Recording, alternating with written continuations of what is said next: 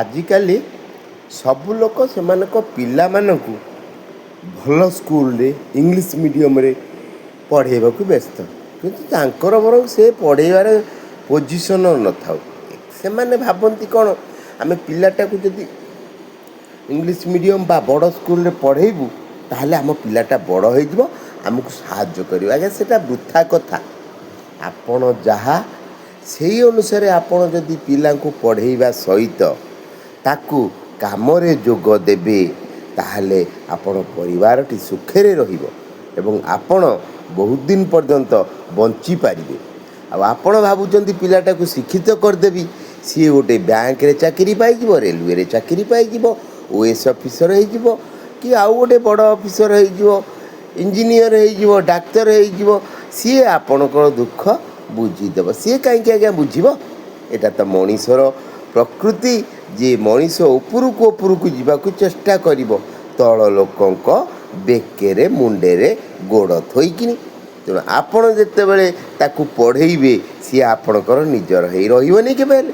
ତେଣୁ ଆପଣ ପଢ଼େଇବା ସହିତ ଝିଅ ହଉ ପୁଅ ହଉ ଆପଣଙ୍କ ଯେଉଁ କୌଳିକ ବୃତ୍ତି କରୁଛନ୍ତି ତା ସହିତ ତାକୁ ଯଦି ସାଥିରେ ନେଇକିନି ପଢ଼େଇବେ ତାହେଲେ ସିଏ ଆପଣଙ୍କୁ ଛାଡ଼ିକିନି ଯିବ ନାହିଁ।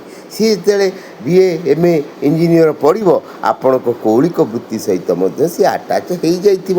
ଯେତେବେଳେ ଆପଣ ବୁଢ଼ା ଫିଲ୍ କରିବେ, ଦୁର୍ବଳ ଫିଲ୍ କରିବେ, ସିଏ ସେଇଟାକୁ ସେଇ ବିଜନେସ୍ଟାକୁ ସିଏ ଧରିବ ଏବଂ ସେ ବିଜନେସ୍ ସିଏ ଆପଣଙ୍କ ଅନୁସାରେ କରିବନି।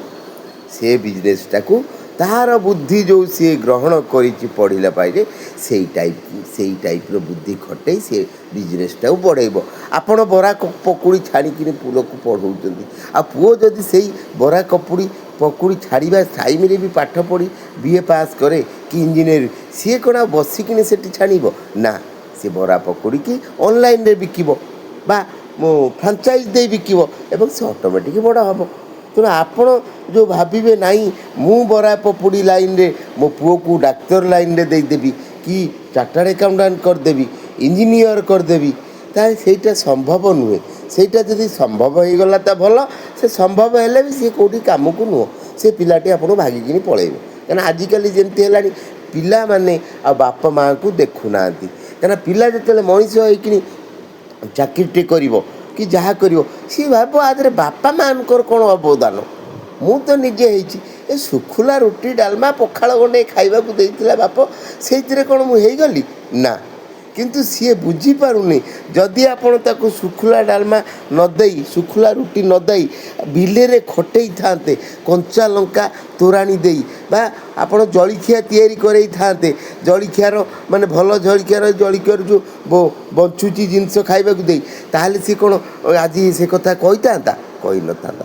ସେଥିପାଇଁ ଆପଣ ସେ ପିଲାକୁ ବଢ଼େଇବା ସହିତ ଆପଣ ଯେଉଁ ଜିନିଷ କରୁଛନ୍ତି, ରାଜମିସ୍ତ୍ରୀ କରୁଛନ୍ତି କି ଆପଣ ଜଳଖିଆ ଦୋକାନ କରୁଛନ୍ତି, ଫୁଡ୍ ଷ୍ଟଲ୍ କରୁଛନ୍ତି, ଚାଷ କରୁଛନ୍ତି, ଗ୍ରୋସରୀ ଦୋକାନ କରୁଛନ୍ତି, ଇଣ୍ଡଷ୍ଟ୍ରି କରୁଛନ୍ତି, ଯାହା କରନ୍ତୁ ତାକୁ ପିଲାକୁ ସେଇ ଢାଞ୍ଚାରେ ପକାନ୍ତୁ।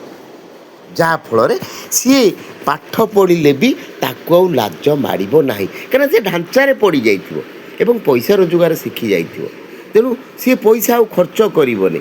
ଆପଣ ସେମିତି ଯଦି ଝାଳ ବୁଆ ଦେବେ, ଧନ ଦେବେ, ପିଲା କଲେଜରେ ଯାଇ ଉଡ଼େଇ ଦେବ ସାଙ୍ଗସାଥିରେ, କାହିଁକିନା ସେ ତ ରୋଜଗାର କରୁନି, କଷ୍ଟ କ'ଣ ଜାଣିନି, ବାପା ଦେଲା ବୋଉ ଦେଲା, ଚାଷ ଜମି ବିକିକି ଦେଲା କି କେଉଁଠୁ ଅଳଙ୍କାର ବିକିକି ଦେଲା, ମୋର କ'ଣ ଅଛି, କଷ୍ଟ ତ ସିଏ ଜାଣିଲାନି ନା। ତେଣୁ ଆପଣମାନେ କ'ଣ କରନ୍ତୁ, ଆପଣ ମୋ କହିବା କଥା, ଯଦି ଆପଣ ବହୁତ ଦିନ ବଞ୍ଚିବାକୁ ଚାହୁଁଛନ୍ତି, ଆପଣଙ୍କର ଗରିବ ପରିବାରଟା ବା ଆପଣ ବ୍ୟବସାୟ ପରିବାରଟା ପୁଣି ସେଇ ବ୍ୟବସାୟ ପରିବାରରେ ରହି ଉପରକୁ ଉଠିବ, ତାହେଲେ ଆପଣ ଏଇ ଜିନିଷଟି କରନ୍ତୁ। ଆପଣ ଦେଖିବେ ଆପଣ ବି ଖୁସିରେ ରହିବେ, ଆପଣ ପିଲାମାନେ ଖୁସିରେ ରହିବେ, ନାତି ନାତୁଣୀ ଖୁସିରେ ରହିବେ। ଆପଣଙ୍କର ଯେଉଁ ବଂଶଟା ବା ପରିବାରଟା ସେ ସବୁଦିନ ପାଇଁ ଗୋଟେ ଟାଟା ବିର୍ଲା କମ୍ପାନୀ ହେଇକି ତିଷ୍ଠି ରହିବ। ତେଣୁ ଆପଣଙ୍କର ଦୁଃଖ ଯିବ। ରହିଲି ଏତି। ପୁରୁଷୋତ୍ତମ। ଜୟ ଜଗନ୍ନାଥ, ଜୟ ହିନ୍ଦ, ଜୟ ଭାରତ।